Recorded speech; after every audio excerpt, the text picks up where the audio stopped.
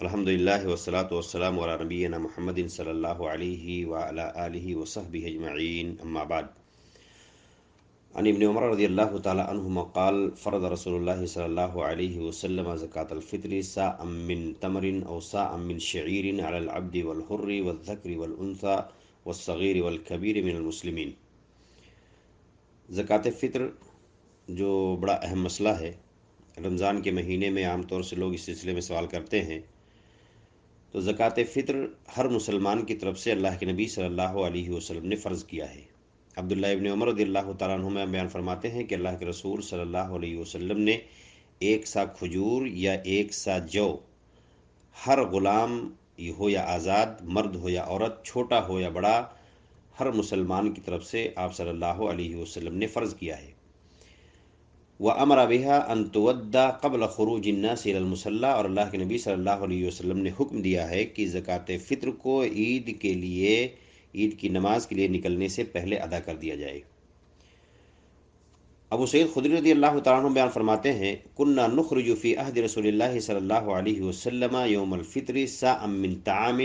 وقال ابو سعید وكان طعامنا الشعير والزبيب والأقط والتمر،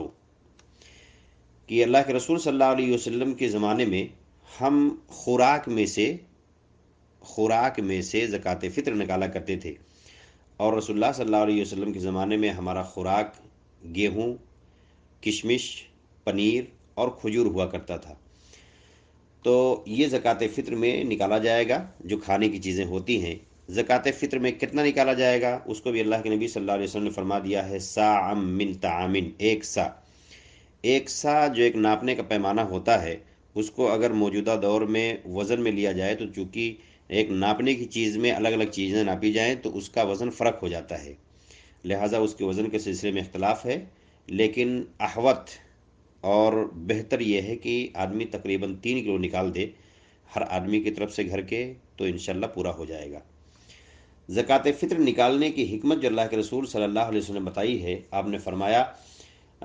فرض رسول اللہ صلی اللہ علیہ وسلم زکاة الفطر طہرۃ للصائم من اللغو والرفث وطعمۃ للمساکین، کہ زکاة فطر یہ فرض کیا گیا ہے روزے دار کے روزے میں جو کمی آ جاتی ہے،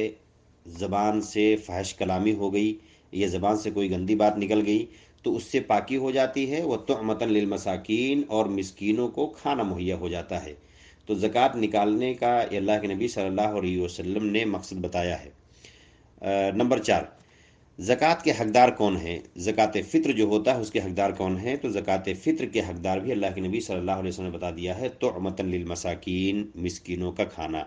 لہٰذا اگر کہیں مسکین ہو، ضرورت مند ہو، لینے والے ہوں تو ان کے علاوہ کسی اور کو دینا درست نہیں ہے۔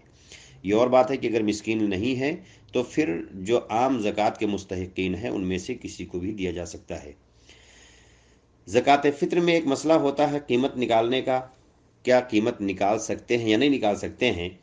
تو اس سلسلے میں بھی اختلاف چلا آ رہا ہے، اور بہتر یہ ہے کہ آدمی غلہ ہی نکالے، غلہ ہی نکالنا بہتر ہے۔ وہی اللہ کے نبی صلی اللہ علیہ وسلم نے حکم دیا ہے اور اسی کو آپ کے زمانے میں نکالا جاتا رہا ہے، لیکن کچھ علماء خاص طور سے احناف اس بات کی اجازت دیتے ہیں کہ اگر کہیں سخت مجبوری ہو یا سخت ضرورت ہو، لوگوں کی ضروریات کے پیش نظر اگر کوئی قیمت نکالتا ہے تو ممکن ہے، لیکن احوط، بہتر، افضل اور سنت کا طریقہ یہی ہے، اور اختلاف سے بچنے کا امکان بھی اسی میں ہے کہ آدمی غلے میں سے نکالے۔